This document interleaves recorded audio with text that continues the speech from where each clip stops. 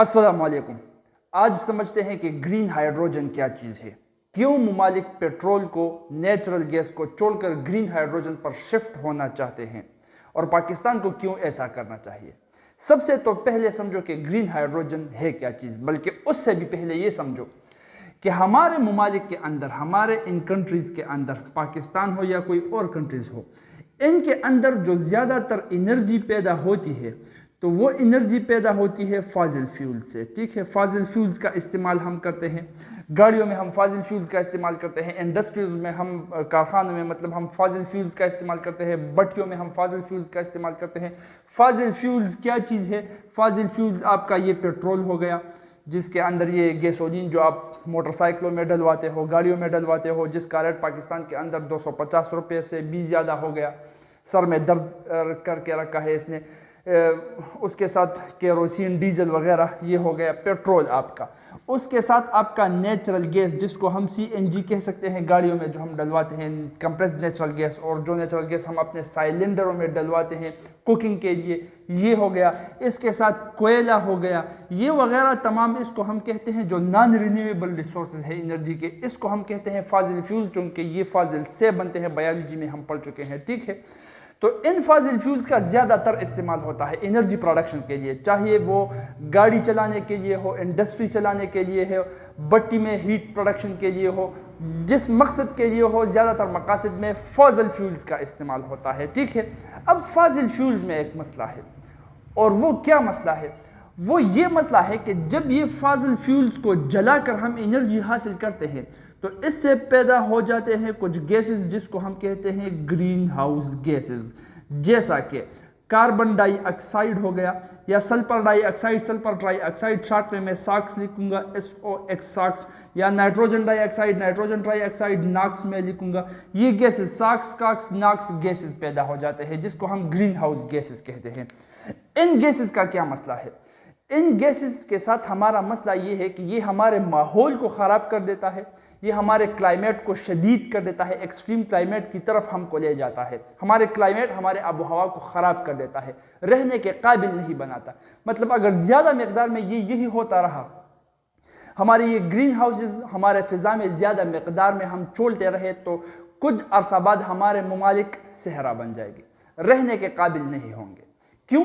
کیونکہ یہ green house gases میں یہ خوبی پائی جاتی ہے کہ یہ ہیٹ کو ایبزارب کر لیتے ہیں پھر چھوڑتے واپس نہیں، جس سے آہستہ آہستہ اس جگہ کا ٹیمپریچر بڑھتا رہتا ہے، اور زیادہ ٹیمپریچر کے بڑھاؤ سے آپ کو پتہ ہے وہاں پر پانی ختم ہو جائے گا، وہاں پر پلانٹس نہیں اگیں گے جو زیادہ ٹیمپریچر میں نہیں اگ سکتے، اور اسی طرح سے وہاں پر پورے ایکو سسٹم کا خاتمہ ہو جائے گا، پھر جاندار چیزیں وہاں پر نہیں رہ پائیں گی۔ تو یہ بہت ہی خطرناک گیسز ہے گرین ہاؤس گیسز۔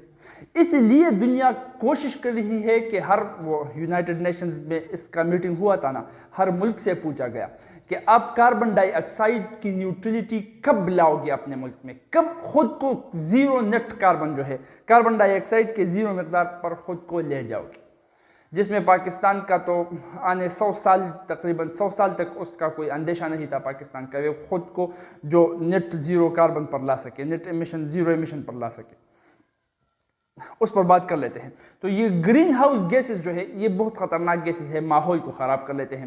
اب ہم کو چونکہ انرجی کی ضرورت تو ہے، اب ہم گاڑیاں چلانا تو نہیں چھوڑ سکتے، انڈسٹریز چلانا نہیں چھوڑ سکتے، اس سے بھی ہم بہت پیچھے چلے جائیں گے، سٹون ایج میں چلے جائیں گے۔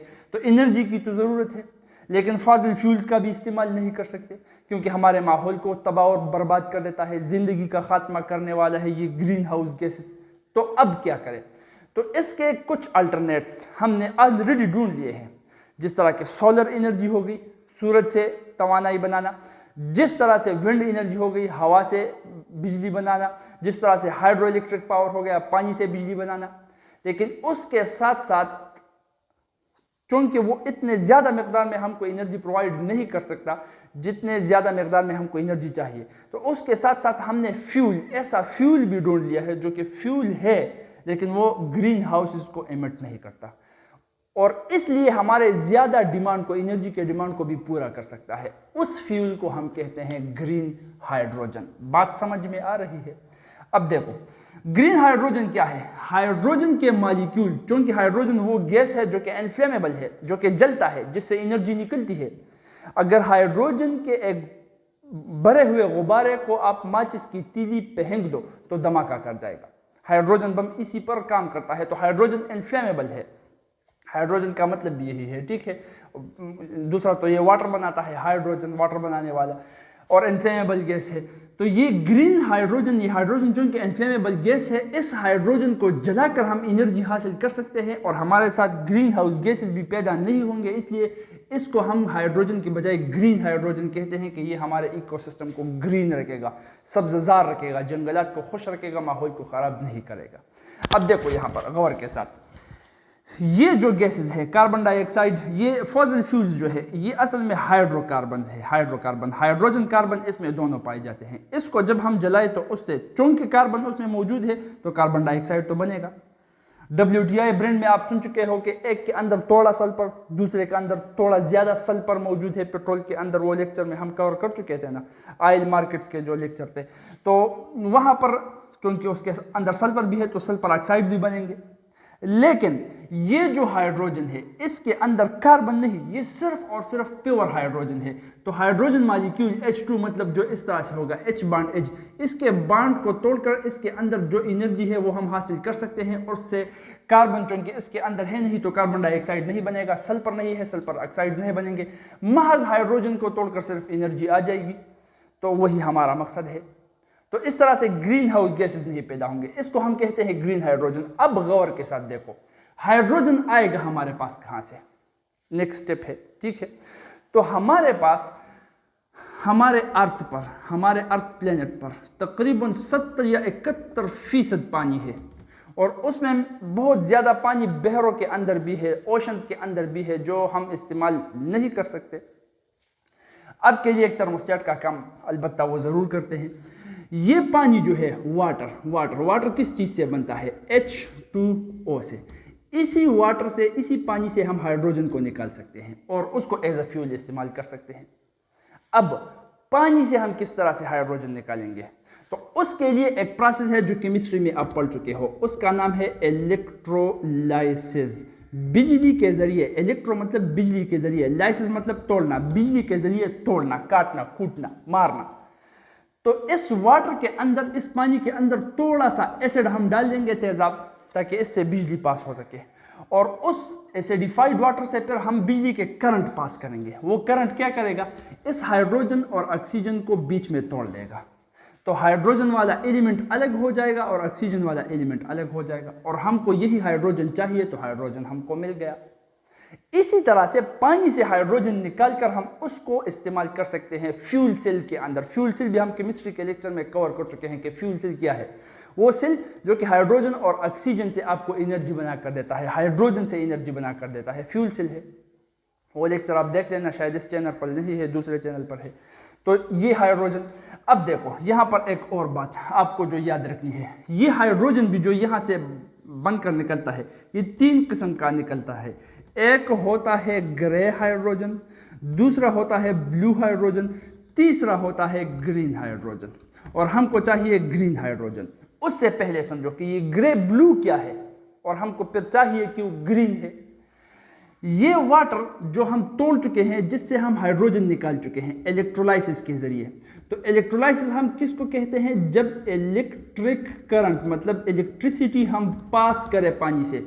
तो ये जो इलेक्ट्रिसिटी हम पानी से पास कर रहे हैं ताकि ये टूट जाए, हाइड्रोजन अलग हो जाए, तो ये इलेक्ट्रिसिटी कहां से आएगी? ये इलेक्ट्रिसिटी तो भी बननी चाहिए ना। तो अगर इस इलेक्ट्रिसिटी को हम फाजिल फ्यूल्स से बनाते हैं, फाजिल फ्यूल से जो यहां पर हम बनाते थे, तो वो वही पुरानी बात फिर से हो गई, ज़ड़मीम ज़रमाश वाला ब्याह। फॉसिल फ्यूल से क्या होगा? फॉसिल फ्यूल से वही ग्रीन हाउसेस निकलेंगे। तो ग्रीन हाउस गैसेस तो निकल गए, थोड़े मकदार में निकल गए, लेकिन निकल गए। उसके बाद जाकर हाइड्रोजन बना है। तो इस किस्म हाइड्रोजन के बनाने में, जिसमें थोड़े से फॉसिल फ्यूल्स का इस्तेमाल करके ये कार्बन डाइऑक्साइड गैस निकलता है, इस किस्म के हाइड्रोजन को फिर हम ग्रे हाइड्रोजन कहते हैं। तो उसमें तो कार्बन डाइऑक्साइड निकल गया, माहौल के अंदर शामिल हो गया, तो इस हाइड्रोजन को हम ग्रे हाइड्रोजन कहेंगे। दूसरी तरफ अगर हम फाजिल फ्यूल्स का इस्तेमाल करें और जो कार्बन डाइऑक्साइड है वो एटमॉस्फेयर में छोड़ने की बजाय हम किसी जगह पर स्टोर करें ताकि एटमॉस्फेयर में ना चला जाए, तो फिर इस किस्म के हाइड्रोजन को, जो कि फॉसिल फ्यूल्स के साथ इलेक्ट्रिसिटी बनाकर हम हाइड्रोजन बनाएंगे इलेक्ट्रोलाइसिस के ज़रिए, लेकिन कार्बन डाइऑक्साइड को स्टोर करेंगे, एटमॉस्फेयर में नहीं छोड़ेंगे, तो ये हाइड्रोजन जो बन गया फिर इसको हम ब्लू हाइड्रोजन कहेंगे। अब आपको थोड़ा सा समझ में आ रहा होगा कि ब्लू हाइड्रोजन कुछ ना कुछ किसी हद तक ग्रे हाइड्रोजन से बेहतर हो गया, क्योंकि ग्रे हाइड्रोजन के बिजली बनाने के प्रोसेस में जो कार्बन डाइऑक्साइड बन रहा था वो एटमॉस्फेयर में छोड़ा जा रहा था। ब्लू वाले में भी बन रहा है कार्बन डाइऑक्साइड, क्योंकि उसके बिजली बनाने के प्रोसेस में भी फॉसिल फ्यूल्स का इस्तेमाल हो रहा है, लेकिन कार्बन डाइऑक्साइड को हम स्टोर कर रहे हैं, फिजा में नहीं छोड़ रहे। तो ग्रीन हाउस का इफेक्ट फिजा को नहीं हो रहा, ठीक है। लेकिन दोनों से बेहतर फिर ग्रीन हाउस है, ग्रीन हाइड्रोजन है। वो क्या है? ग्रीन हाइड्रोजन पानी से हाइड्रोजन को निकालने के लिए जिस बिजली का इस्तेमाल होता है वो बिजली अगर हम रिन्यूएबल रिसोर्सेज से बनाए, रिन्यूएबल रिसोर्सेज कौन कौन से हैं? सोलर एनर्जी हो गई, सूरज की बिजली हो गई, विंड एनर्जी हो गई, हवा की बिजली हो गई। तो इन बिजली बनाने के प्रोसेस में आपको पता है सोलर एनर्जी से कोई कार्बन डाइऑक्साइड तो पैदा नहीं होता, ग्रीन हाउस गैसेस तो पैदा नहीं होते, ना पानी से ना हवा के बिजली बनाने प्रोसेस में कार्बन डाइऑक्साइड पैदा नहीं होता, ग्रीन हाउस गैसेस पैदा नहीं होते। तो उससे जो बिजली हम बनाते हैं उससे फिर अगर हम पानी का इलेक्ट्रोलाइसिस करें और उससे हाइड्रोजन बन जाए, फ्यूल बन जाए, तो इस किस्म के हाइड्रोजन को फिर हम ग्रीन हाइड्रोजन इसलिए कहेंगे क्योंकि उसके लिए जो बिजली हम बना रहे थे उसमें भी ग्रीन हाउस पैदा नहीं हुआ, ग्रीन हाउस गैसेस पैदा नहीं हुए। और जो हाइड्रोजन अब बन गया उस हाइड्रोजन को इन्फ्लेम करके उसको तोड़कर जो एनर्जी हम हासिल करेंगे उसमें भी ग्रीन हाउस गैसेस पैदा नहीं होंगे। तो ये हाइड्रोजन ये ऐसा एक फ्यूल है जो हमारे प्लेनेट को सब्ज़ार रखेगा, हमारे माहौल को ख़राब नहीं करेगा, हमारे क्लाइमेट को शदीद एक्सट्रीम लिमिट तक नहीं पहुंचाएगा। इसलिए इस किस्म के फ्यूल को हम ग्रीन हाइड्रोजन कहते हैं। और कंट्रीज़ ये कोशिश कर रहे हैं, तमाम के तमाम ममालिक एक रेस में लगे हुए हैं, एक दूसरे से आगे जा रहे हैं कि वो जितना जल्दी कर सके ग्रीन हाइड्रोजन पर शिफ्ट हो सके। मसले यहाँ पर कुछ आ रहे हैं, जिस तरह के ग्रीन हाइड्रोजन को बनाने में खर्चा बहुत ज़्यादा आ जाता है, एक्सपेंसिव हो जाता है। तकरीबन एक कैलकुलेशन के मुताबिक 1 किलोग्राम को बनाने के लिए $8 का खर्चा आता है, तो ये एक्सपेंसिव हो गया। तो कंट्रीज़ इस कोशिश में है कि किस तरह से थोड़ा खर्चा करके हम ये बनाएं, तब जाकर हम कामयाब होंगे, तब जाकर हम अपने क्लाइमेट को भी बचा सकेंगे, फ्यूल का इस्तेमाल करके बहुत ज़्यादा एनर्जी भी जो हमारी डिमांड है उसको हासिल कर सकेंगे और क्लाइमेट को भी असर नहीं पड़ेगा। तो पाकिस्तान को भी यही चाहिए, बल्कि पाकिस्तान ने तो एक प्लान बनाया भी है कि 150 टन पर डे वो ग्रीन हाइड्रोजन का आउटपुट देगा। लेकिन चूँकि पाकिस्तान की इकोनॉमिक हालात इस वक्त फिट नहीं है, लेकिन फिर भी कुछ प्लान बनाने पड़ेंगे पाकिस्तान को, फ्यूचर को देखकर, 20 साल 30 साल के फ्यूचर को देखकर कि आगे जाकर इकोनॉमी अच्छी हो जाए, कि पहले से ही कुछ प्री स्टेप्स हम ले चुके होंगे उस वक्त तक, और फिर हम ग्रीन हाइड्रोजन पर शिफ्ट कर लेंगे जिस तरह से दूसरे ममालिक शिफ्ट कर रहे हैं। तो ये हुआ आपका ग्रीन हाइड्रोजन। उम्मीद रखता हूँ समझ में आ चुका होगा। जज़ाकुमुल्लाहु खैर व अहसनुल जज़ा।